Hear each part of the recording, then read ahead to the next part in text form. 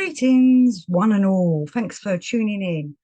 I wanted to continue my little show on Gurdjieff, and I had some people question me about sexual center and sexual energy. So this is a show about sexy time. I'm going to put sex in the title, which will probably bring lots of new people because everyone's addicted to sex. And that is obviously misuse of centers. Part of this show's being made is because I was talking to some friends about about things, people like Leonardo da Vinci. We'll take him for example first. We were talking about him and what a great talent he was, how genius he was, love his art, love his ideas, how he could do mirror writing, things like that. And of course, it was brought up about his sexuality because people are just obsessed with other people's sexuality, which is really not anybody's business. What you are in your sexuality is nobody else's business, the common people or whatever. Anyway, so it came up about, this guy was, it's such a shame he was gay. Well, that's wrong to say in the first place. And secondly, we don't know if he was gay. I personally think a lot of these geniuses, because they're using their sexual energy to be so creative, they don't have that sexual drive that many other people have who are perhaps misusing that sexual energy. Instead, he's using his sexual energy in a creative way, which is what's making all these fantastic pieces of art he does and all the inventions he had and continually writing in his notebook and pondering. So I don't necessarily think he was gay. It doesn't really matter whether he was or not, if he was in a relationship or not. But I think my point to this is that a lot of these geniuses stay celibate, mainly because they don't have that sexual urge like people do that don't create stuff or don't use sexual energy in a certain way as to create things. I have a lot of musician friends, and I had one musician friend that I talked to about this. This was a while ago, saying, "Oh no, it's a great release for me if I go and have sex after a good gig." Well, that might be a slightly different way of using your sexual energy. Gurdjieff didn't poo-poo having sex. He sometimes said people should have sex to use that sexual energy in a certain way, so it's not wasted. But at the same time, making music, making art, writing books, having ideas, that is part of using sexual energy, which is what Gurdjieff was trying to teach people to use it wisely. And this is something I was wanting to put across to people when, as I was saying earlier, it's not important to know what somebody's sexuality is. There's all this shock horror when a film star comes out as gay, or shock horror, a sports personality comes out as, trans, whatever. It's none of our business, really, what that person is. And if we could all be more accepting, then it wouldn't be a shock horror thing. It's quite strange that sex still sells. So there's a misunderstanding of the whole sexual energy. I could go on forever moaning about that kind of thing. Anyway, I shall rant no more from my own personal point of view and instead read some of Gurdjieff's quotes on sexual energy. Now, a lot of this will probably be, I don't want people to get confused when he talks about sex, of sex, male, female, male, female, female, whatever, sexual act. He is trying to express how this is often misunderstood and misused. And sexual energy, when it's not used properly, kind of inverts itself, it becomes distorted. All right, let's see where it takes us. So these quotes are from All and Everything first off. So All and Everything, page 791. Only after this are the cosmic substances which enter being's apparatuses for the purpose of evolution, transformed into that definite totality of cosmic substances for the automatic justification of the sense and aim of their existence. And this totality is called exiohari. And exiohari is all part of this sexual act. Like we talked before about how Gurdjieff makes up, well, he doesn't make up, but he creates words so that they have one meaning. Let me just quickly grab my All and Everything dictionary, because I wanted to use that as well. So Exiohari, All and Everything quotes and dictionary type of book, very handy for those that are really going deep into All and Everything. So this Exiohari, this sacred substance which arises in the presences of beings of every kind, is almost everywhere called Exiohari, but your favourites on the planet Earth call it sperm. You know, that sacred sexual energy that's spurted out. And I know just going to quickly bring Alistair Crowley in here. You know, there's people say about, oh, apparently he says he killed millions or thousands, millions of babies. Well, it's probably just him having a Tommy tank and letting his Exohari go forth freely when he's doing that. So continuing with All and Everything, this is like a page or so later.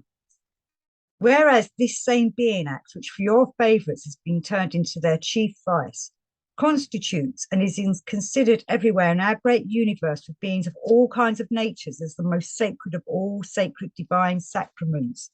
So it's here on earth, us naughty humans misuse sex and misunderstand it and don't use it wisely or see that it's a divine sacrament. Some people do, you know, it's here to help procreate.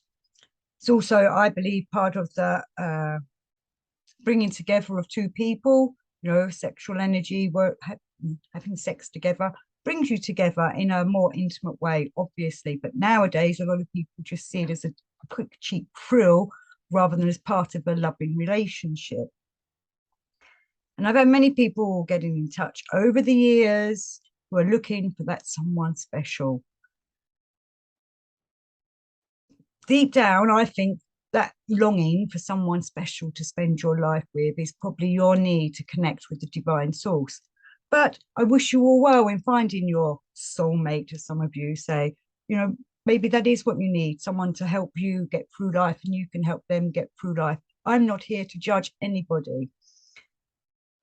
But at the same time, make sure it's a loving relationship and not a cheap thrill just because you need sex, because you aren't using your sexual energy that you're creating in I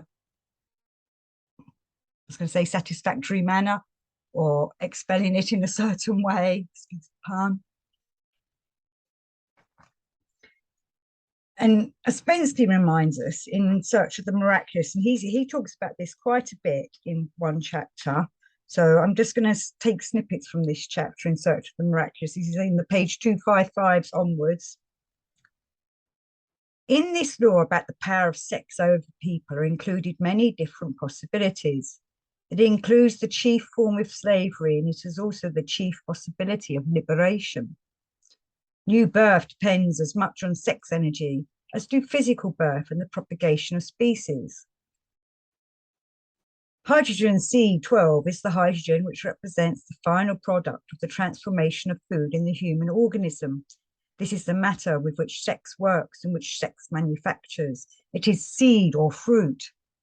Now, many of my shows are all about alchemy, the alchemical process we're working on ourselves with. We are the seeds, or creating seeds within us so that we blossom into fully formed divine essence people. Many people are creating something in them because it's a natural process of sexual energy. It's all part of our metabolism. Plus, in today's culture, we have it thrown at us on TV, through music, you know, in books people read, newspapers are full of it, you know, sex sells, as you know. So that's making people misunderstand what sex is. It's making people want sex because they think they should be having it because everybody else is having it, even though that's just a false story, the fake news that's being put to you from the news and TV channels and musicians and things. Whereas many musicians I can see are trying to promote love, but they bring sex into it because it's very important that you're all getting your end away in a unwoken world, in our woken up world. And I'm not saying woke as in, oh, now I've said the wrong word. in how woke is being used these days. I'm talking about awakening ourselves to our higher selves. So sex is often being misused, misrepresented, and not being used in a way that will help us. As I was saying, we're part of the alchemical process for our development. So we're trying to bring our centers together, our three centers all working in harmony. That's an alchemical process which brings the sexual energies, also part of the one of the many energies that is transforming inside us. But if it's not, like I was saying, created or used in a proper sense, it becomes misused and turns against us. It becomes like a poison. Plus, of course, also we know that many people use sex as power.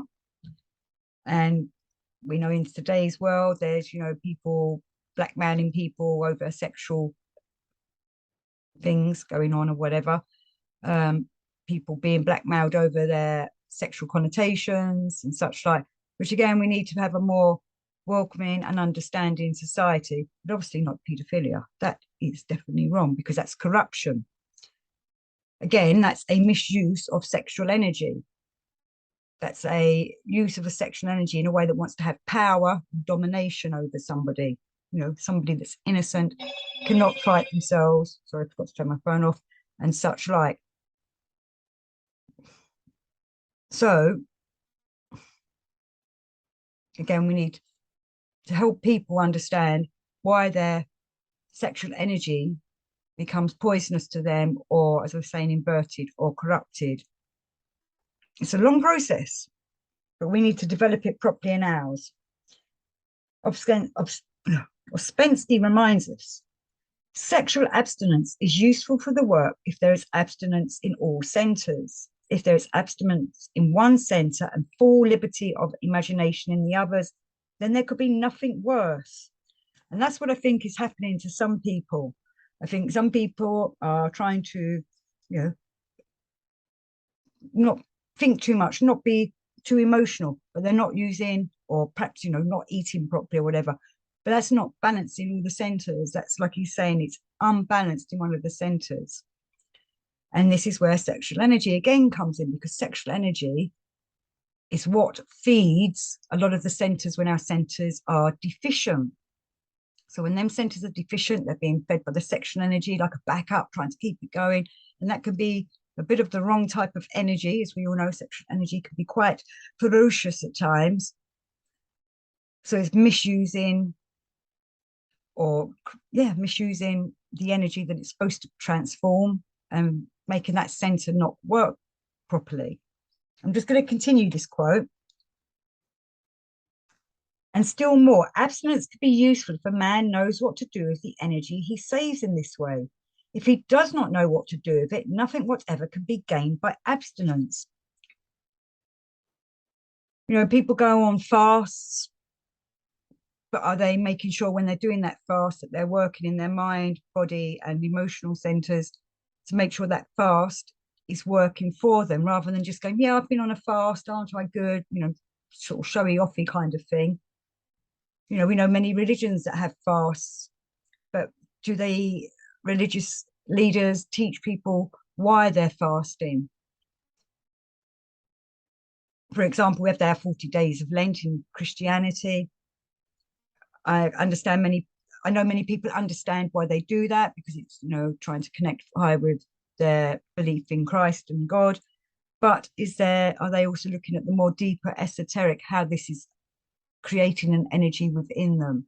Many people don't understand that. They just see it as a little badge, or they have to do it because they're obliged, because it's been told by the church that they have to have their 40 days of Lent. Pick something you don't want to do anymore. Don't eat any chocolate, or don't have sex, or do have lots of sex. I don't know.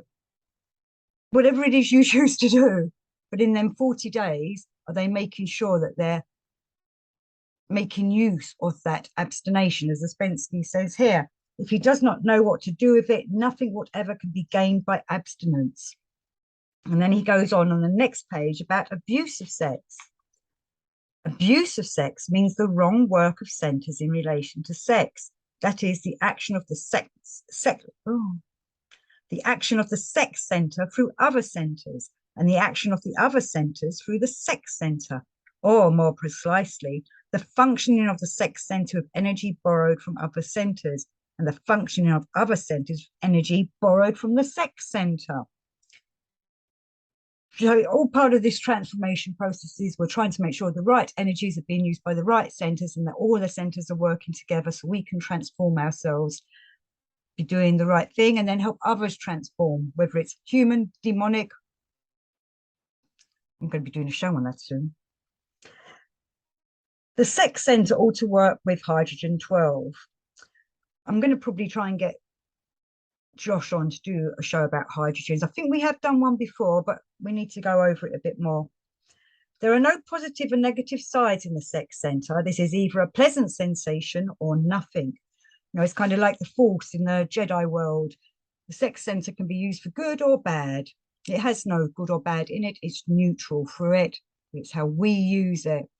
You're using your sex energy, if you're having a sexual relationship, in a loving, passionate, meaningful way, or are you just using sex just to, you know, let off some energy, or, you know, have a release, and with no concern of the outcome from it and no love in it, or abusive sex or whatever. It's quite a hard topic and not easy to explain on a YouTube video. I feel like they should have a certificate 18. And then Uspensky also reminds us, continuing on these pages, if it uses its own energy, the sex center stands on a level with the higher emotional center. So because this sex energy is so potent when it's used correctly, it becomes one of the centers that helps develop our higher vibration and with the transformation, which is why I was saying that people like Leonardo da Vinci and other guys like him, and girls, I'm sure there's girl geniuses out there that don't seem to have any sexual partner, so people immediately say, well, they must be gay or whatever.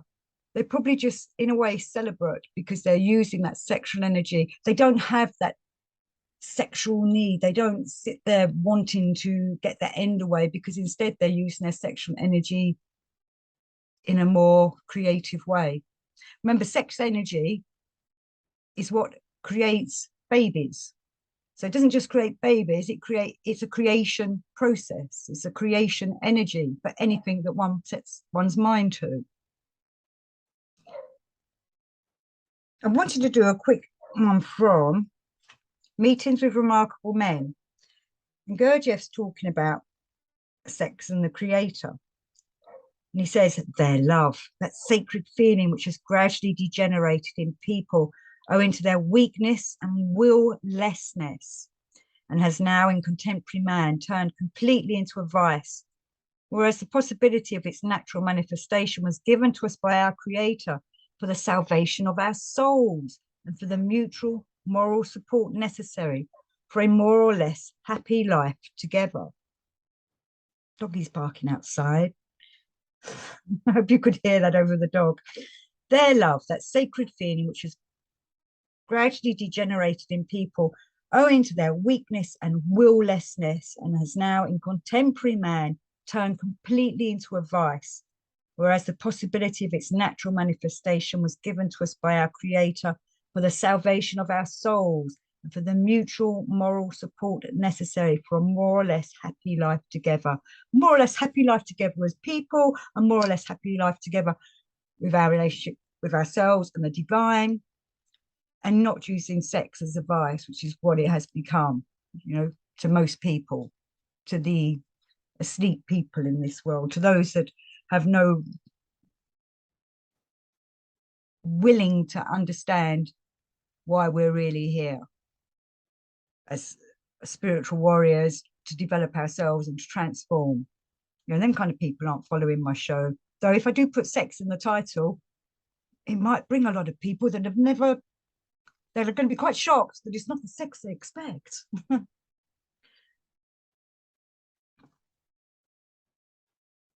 was just going to go back to In Search of the Miraculous. The sex center plays a very great part in our life. 75% of our thoughts come from this center. and they colour all the rest.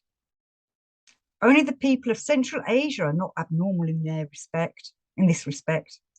Their sex education is part of the religious rites and the results are excellent.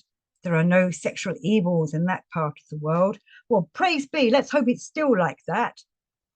I don't know, but anyway. I wanted to do, I don't know why I read the whole of that. I meant to just do a bit of it. But anyway, so the sex center plays a great part in everybody's life, and it's how it's being used that's whether it's for good or for bad. If a man's manifestations in life are to be classified according to their quality and cause, we find the following proportion. 50% of his vital manifestations and perceptions belong to the moving center, 40% to the sex center, and only 10% to the emotional center. So that's 40% of our energy is mobilized by our sexual energy center and the sexual energy that's created from our centers. We have to use that sexual energy wisely. I'm going to finish with some lovely C.S. Knott, one of my favorite guys. And he's saying, so not saying, from an objective point of view, the purpose of sex is twofold: procreation and self-creation. The procreation of planetary bodies, so that's children, so that, you know, the lineage carries on, and the creation in ourselves of the body, Keshjan, and the mental body. And we're trying to develop that Keshjan body so our souls got somewhere to go when we die. Plus, if we develop our Keshjan body in this world, we start becoming, we're definitely awakened, and we're definitely a more fully formed human being that has more awareness, follows one's conscience. If we've crystallized correctly, we need that sexual energy to help crystallize. With the rest of organic life, we have a right to the pleasure derived from sexual union, but as human beings, we must use the force or part of it for a conscious aim. So I was saying before, you know, if you can find that loving relationship and have, you know, the sexual union he mentions here, that's good. You know, if you can have a good, wonderful, happy relationship with someone, excellent. But if you're wanting to develop yourself, maybe you can find someone to do this development with. That's great too. You know, I'm sure it works in partners. I know lots of Gurdjieffian couples that work together. But if you're not meeting someone and you want to use your sexual energy in a more positive and creative way, then you need to go and understand how this sexual energy can be worked and used to be a creator. And I often advise people, do some art, do some writing, make some music, do something that's artistic. You're not doing it to go and show to the world and sell to a giant, you know, millionaire who wants to have unique art. So that'd be great if you did become a fantastic artist like that. Good luck to you for that. You're doing it for yourself, and the divine's always watching. So do it for the divine as well. And I'm going to finish with a quote from Orage in Knott's book. Eastern mystical poets used erotic love as a similitude. In the height of sexual love, they experienced a sense of being outside themselves, a non-identification, not, as among most people, what Gurdjieff calls palpitating self-oblivion. We don't want palpitating self-oblivion. We want to go forward with love. Love, light, and life. Till next time. Thank you for watching.